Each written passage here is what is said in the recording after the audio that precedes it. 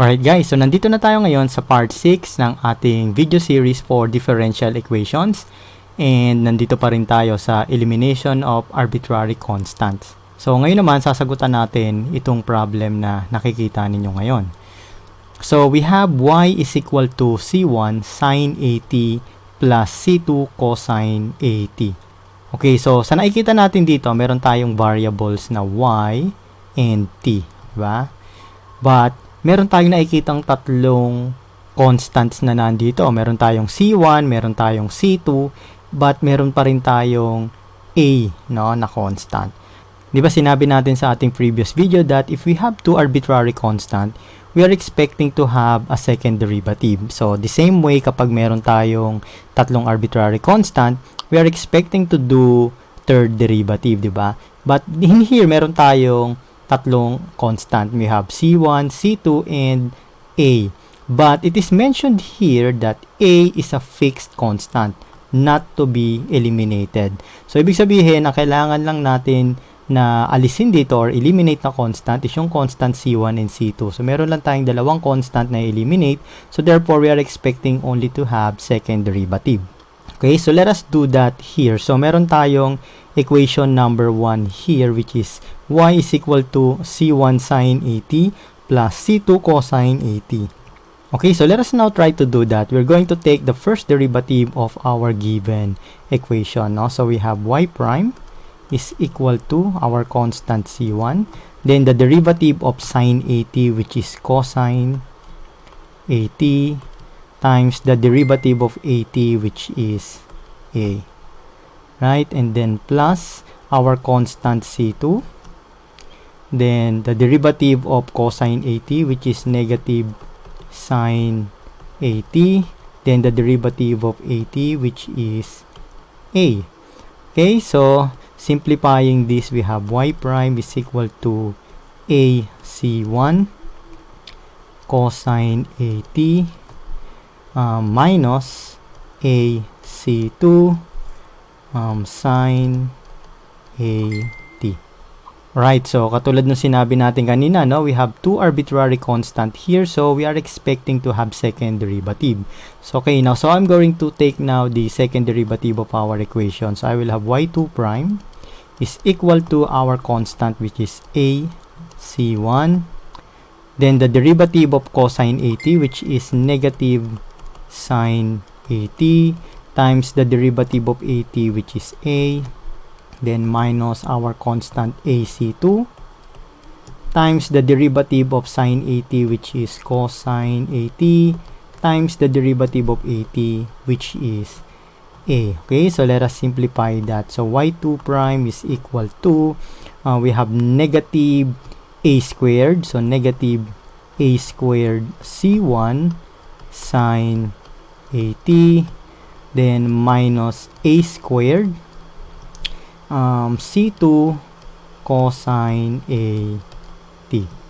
Okay, so pareho tayong meron negative a squared, no, dito sa dalawang term natin. So we're going to factor that out. So we have y2 prime is equal to negative a squared times c1 sine 80, then plus c2 cosine 80.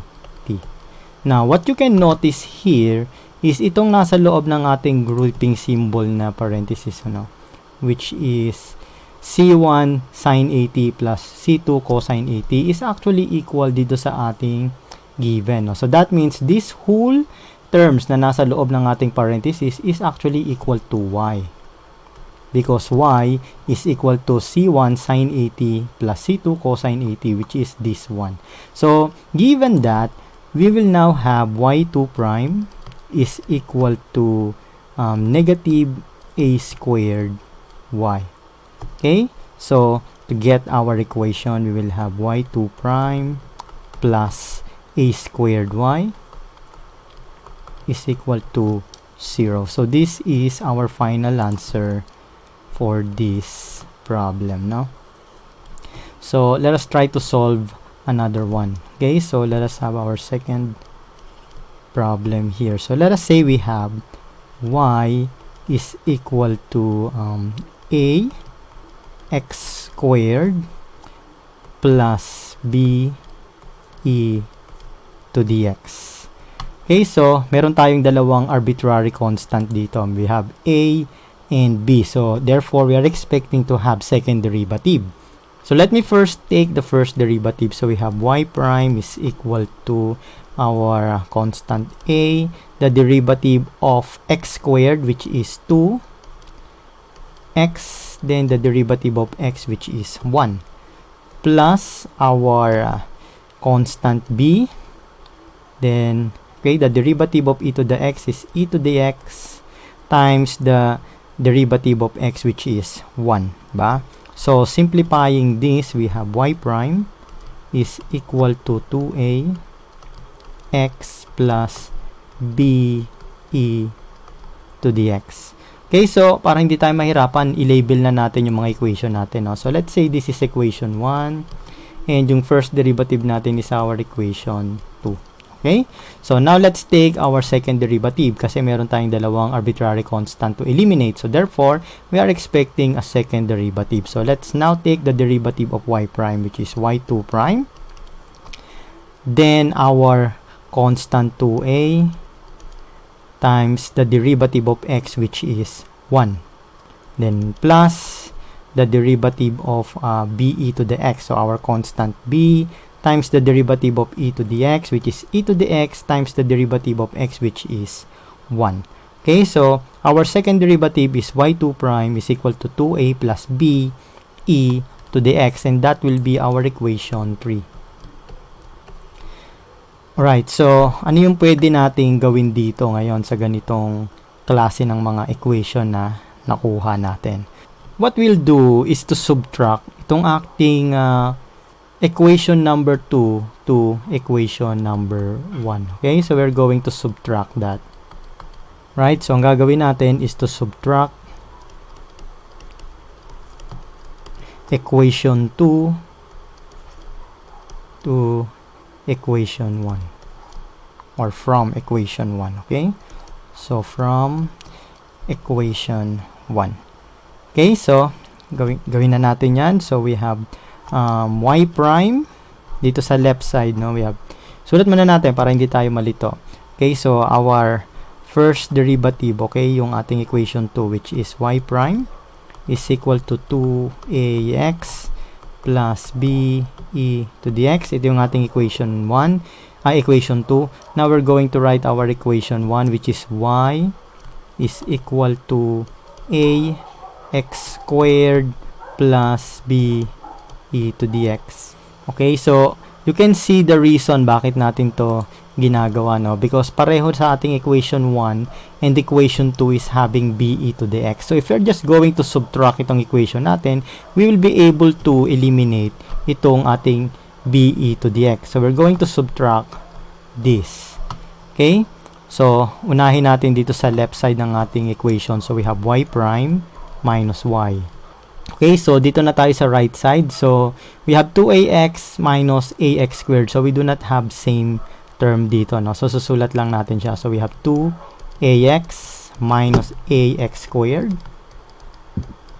And then para naman dito sa be to the x minus be to the x will be equal to 0.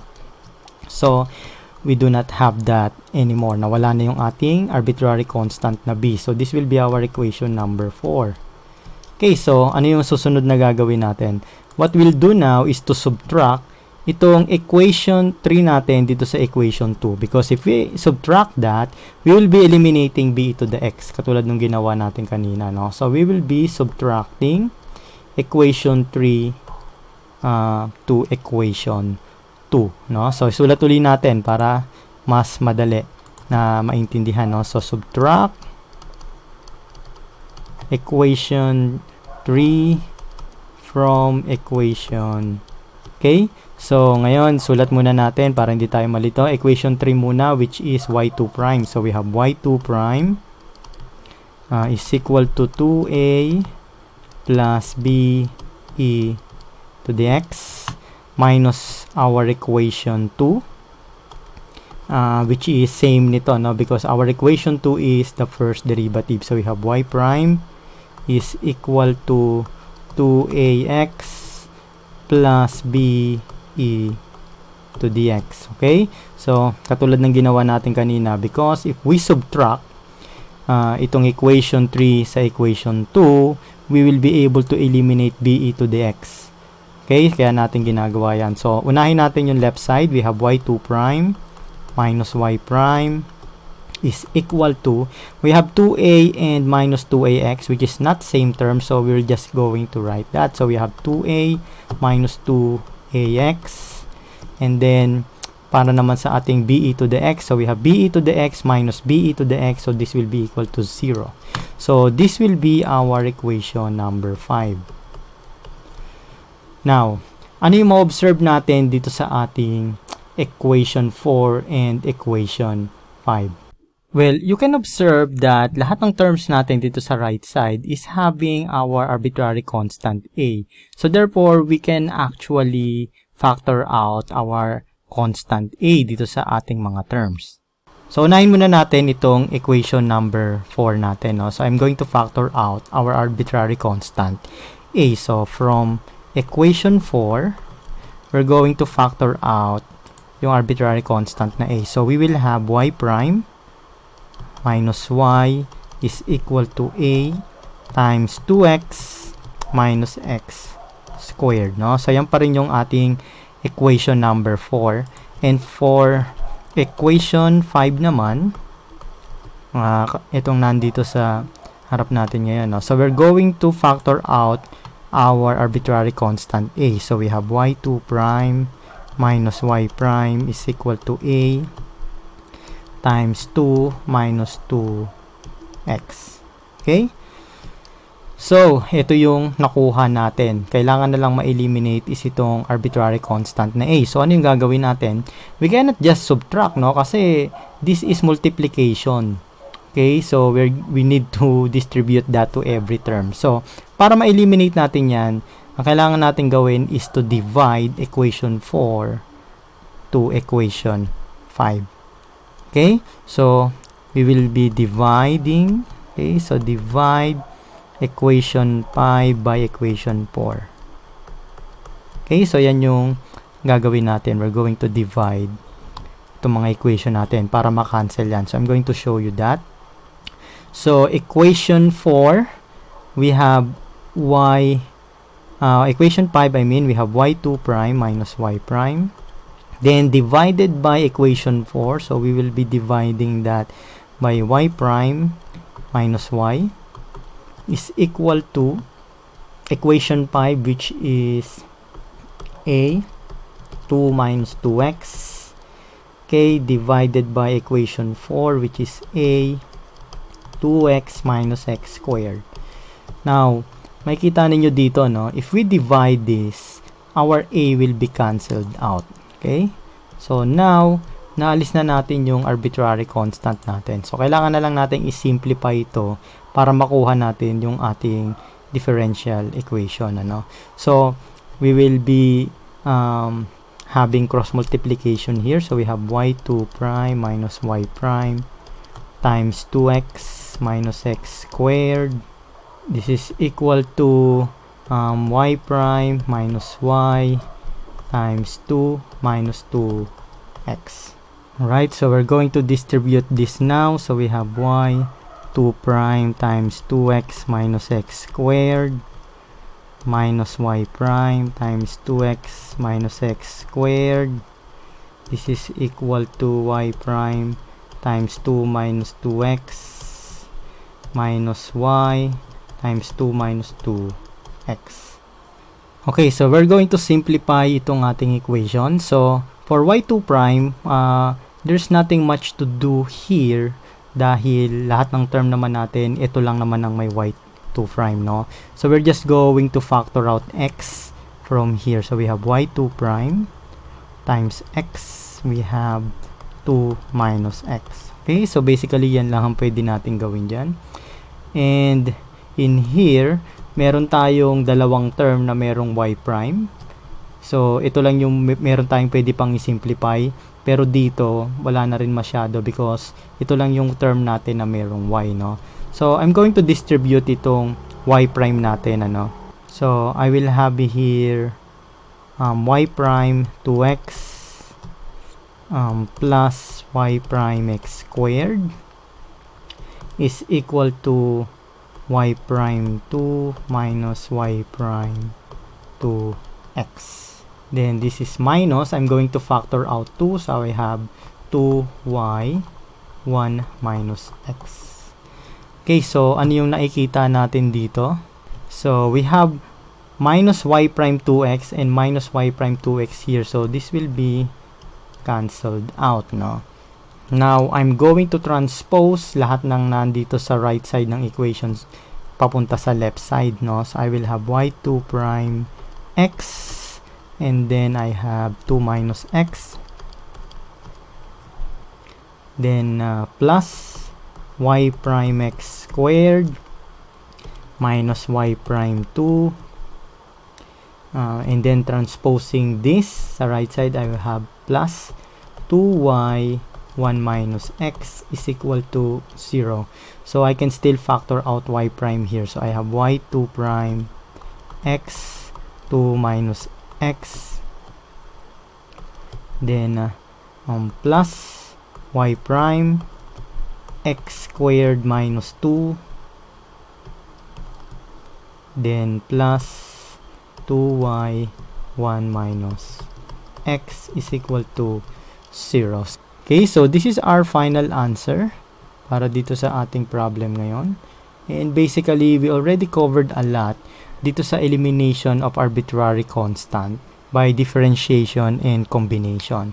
So, what we're going to do now is on our next video, we will still be doing elimination of arbitrary constant, but I'm going to show you how to do it using isolation of constant method, no? So, we're going to do that on our next video. So, I will see you soon. To watch more of our lecture videos about engineering and STEM subjects, please subscribe to our YouTube channel and click on the notification bell para lagi kayong updated sa mga videos na i-upload namin. We are regularly uploading tutorial videos in engineering, mathematics, chemistry, physics, at iba pang subject na magagamit ninyo sa inyong pagre-review. So, thank you very much sa patuloy ninyong pagsuporta sa enginerds.org.